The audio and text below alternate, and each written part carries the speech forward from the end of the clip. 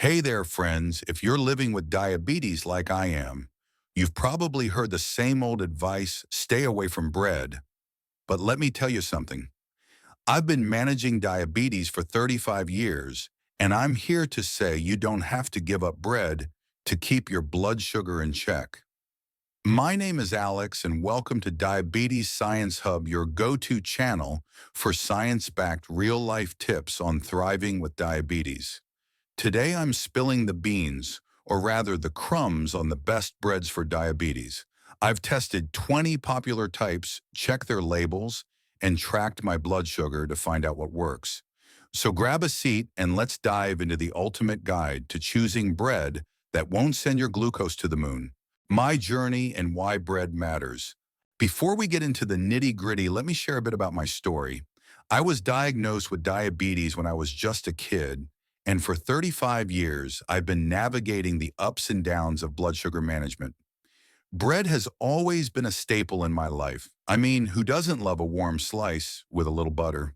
But early on, I learned that not all breads are created equal. Some sent my blood sugar soaring, while others kept it steady. I'm not a doctor or a nutritionist, but I've got decades of real-world experience, a glucose meter, and a passion for figuring out what works. This video isn't medical advice. It's my personal journey backed by data and testing to help you make informed choices. Now, you might be wondering, why focus on bread? Bread is a global comfort food, but for those of us with diabetes, it can feel like a minefield. Carb, sugar, and sneaky ingredients can turn a simple sandwich into a blood sugar roller coaster. But here's the good news: with the right knowledge, you can enjoy bread without the guilt or the spikes. I've boiled it down to three simple rules that guide my bread choices, and I've tested 20 popular types to show you what works and what doesn't. Let's start with those rules. Three golden rules for choosing diabetes-friendly bread. Here's how I pick bread that keeps my blood sugar happy. Rule 1, go low on carbs. Carbohydrates are the main driver of blood sugar spikes. The more carbs in your bread, the faster your glucose climbs. I look for breads with lower carb counts per serving to keep things under control. Rule 2, prioritize high fiber. Fiber is a game changer. It slows down digestion, which means your body absorbs carbs more gradually, preventing those sharp spikes. My goal is a carb to fiber ratio of 5 or lower. If it's between 5 and 8, I might consider it in a pinch, but anything higher is a no-go. Rule 3, avoid added sugar. Sugar is the fastest way to send your blood glucose through the roof. I stick to breads with zero or minimal added sugar to keep my levels steady. These rules are my roadmap, and I'm going to use them to break down 20 types of bread. I'll share the nutritional stats, my personal experience, and tips to avoid common pitfalls. Ready? Let's dive into the breads. 1. White bread, the classic culprit. Let's start with the most common bread out there, white bread. You know it's soft, fluffy, and oh so tempting. But here's the deal: white bread is made with refined flour, yeast, water, sugar, oil, and salt. Sounds simple, but it's a blood sugar disaster. I checked the label of a typical white bread, and per 100 grams, it has 49 grams of carbs, just 2 grams of fiber, and 5 grams of sugar. That gives us a carb to fiber ratio of 21, way above my target of 5. Plus that 5 grams of sugar, it's a one-way ticket to a glucose spike.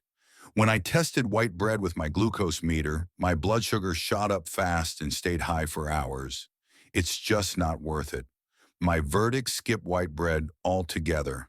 There are better options out there, and I'll show you what they are. 2. Brown bread, not always what it seems. Next up is brown bread. A lot of people think brown bread is automatically healthier than white bread. But hold on, it's not that simple. The brown color often comes from molasses or other additives, not whole grains. I looked at a popular brown bread, and it had 46 grams of carbs, 4 grams of fiber, and 3 grams of sugar per 100 grams. That's a carb to fiber ratio of 11, still too high for me. In my test, this brown bread spiked my blood sugar almost as fast as white bread. If the brown bread is made with whole grain flour, it can be a step up, but you have to check the label. If it's loaded with sugar or low in fiber, it's no better than white bread. My advice, be skeptical and read the fine print. And read the 3 whole wheat bread. You better bet, but beware. Now, whole wheat bread sounds promising, right? It's made from intact wheat grains, which retain more fiber than refined flour. That's a win for blood sugar control. But here's the catch. Some brands sneak in extra sugar to make it taste better. I checked a whole wheat bread that had 44 grams of carbs, 6 grams of fiber, and 5 grams of sugar per 100 grams. The carb to fiber ratio is 7, which is okay in a pinch, but that added sugar is a deal breaker. When I ate this bread, my blood sugar spiked faster than I like. If you can find a whole wheat bread with no added sugar and a carb to fiber ratio closer to 5, it's a solid choice. But always double check the label. Don't fall for the healthy marketing hype. 4. Multi-grain bread, healthy or hype. Multi-grain bread sounds like a dream made with a mix of grains like barley, flax, millet, or oats. But here's the truth. Multi-grain doesn't always mean whole grain. Many multi-grain breads are made with processed grains that lose their fiber. I looked at one with 48 grams of carbs, 5 grams of fiber, and 1.5 grams of sugar per 100 grams. That's a carb to fiber ratio of 9, too high for my standards. In my experience, this bread wasn't much better than white or brown bread. The low sugar is a plus, but the lack of fiber means it still spikes blood sugar. If you're eyeing multigrain bread, make sure it's made with whole grains and has a solid fiber count. Otherwise, it's just a marketing trick. 5. Whole grain bread, a diabetes-friendly star. Finally, we're getting to the good stuff. Whole grain bread is made with fully intact grains like barley brown rice or oats, which are packed with fiber, vitamins, and minerals. I found an organic whole grain bread here in the US that I love. It has 40 grams of carbs, 10 grams of fiber, and just 1.5 grams of sugar per 100 grams. That's a carb to fiber ratio of 4 perfect. When I tested this bread, my blood sugar rose gently and stayed stable. It's one of the best options you'll find in most grocery stores. But here's a tip, not all whole grain breads are created equal. Some brands add sugar to boost flavor, so always check the label. If you find one like this, it's a keeper. 6. The avoid at all costs basket baguette, brioche, croissant, ciabatta, focaccia, and cornbread. Let's take a quick detour to what I call the danger zone. Baguette, brioche, croissant, ciabatta, focaccia, and cornbread. These breads are delicious, but they're a nightmare for blood sugar. They're loaded with carbs, have almost no fiber, and often come with added sugar. I tested a few of these, and my glucose meter practically screamed. These breads are worse than white bread. They're like sugar bombs in disguise. My advice, steer clear. Your blood sugar will thank you. 7. Sourdough, bread, a mixed bag. Now let's talk about sourdough, which gets a lot of buzz for being diabetes friendly. The slow fermentation process creates acetic acid, think apple cider vinegar, which can help slow down blood sugar spikes. Sounds great, right? But not so fast. I checked a sourdough bread with 51 grams of carbs, 2 grams of fiber, and a carb to fiber ratio of 23. That's a hard pass. In my test, this sourdough spiked my blood sugar almost as fast as white bread. The fermentation helps, but without enough fiber, it's not enough to save it. If you love sourdough, look for one with more fiber and less sugar. It can be a good option if done right, but you've got to be picky. 8. Pumpernickel bread, a hidden gem. Pumpernickel is one of those breads that surprised me. It's made with rye flour and sourdough, which gives it a double dose of blood sugar-friendly benefits. The rye adds fiber, and the sourdough brings that acetic acid we talked about. I found a pumpernickel with 47 grams of carbs, 7 grams of fiber, and just 0.5 grams of sugar per 100 grams. The carb to fiber ratio is 7, which is a bit high but acceptable because of the low sugar. When I lived in the US, I ate pumpernickel regularly and my blood sugar stayed steady. It has a bold, robust flavor that might not be for everyone, but I love it. If you haven't tried pumpernickel, give it a shot. It might just become your new favorite. 9. Ezekiel bread, the Holy Grail. Ezekiel bread is hands down one of the best breads I've found for diabetes. It's made from sprouted whole grains, like wheat, millet, barley, and spelt plus legumes like beans and lentils. No refined flour, no added sugar, just pure nutrient-packed goodness. The one I tested has 44 grams of carbs, 8 grams of fiber, and a carb-to-fiber ratio of 4.5. Zero sugar. Perfection. When I eat Ezekiel bread, my blood sugar barely budges. It's dense, chewy, and has a unique flavor that grows on you. One downside. It spoils quickly, so store it in the fridge or freezer. If you're looking for a bread that's as close to a superfood as it gets, Ezekiel is your go-to. Trust me, it's worth trying. 10. Pita and naan, proceed with caution. Pita and naan are staples in many cuisines, but they're not great for diabetes. Most versions are heavily processed, high in carbs and low in fiber.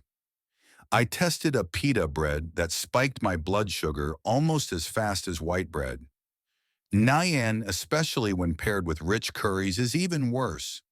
I love Indian food as much as the next person, but these breads are a no-go for blood sugar control. If you must indulge, keep portions tiny and pair with fiber-rich foods. 11. Keto and protein bread low-carb champions.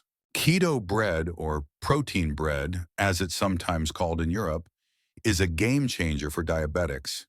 It's made with low-carb ingredients like almond flour, coconut flour, psyllium husk, or even cream cheese. The one I tested had 11 grams of carbs, 8 grams of fiber, and a carb-to-fiber ratio of less than 2. No added sugar plus 4 grams of protein per slice. Amazing, right? In my test, keto bread barely moved my blood sugar. It's a fantastic option for keeping glucose stable. But here's the catch. Keto breads can be high in fat and calories, which might not be ideal if you're watching your weight. They can also contain artificial ingredients, so read the label carefully.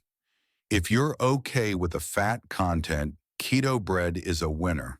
12. Flax and chia bread fiber powerhouses. Last but not least, let's talk about flax and chia bread.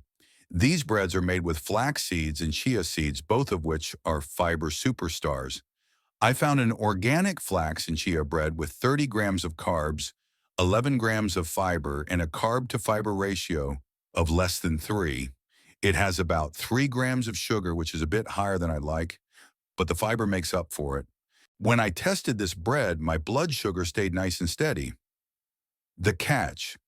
Some brands sprinkle a few seeds on white bread and call it flax and chia. That's a marketing trap. Look for breads where flax and chia are major ingredients, not just decoration.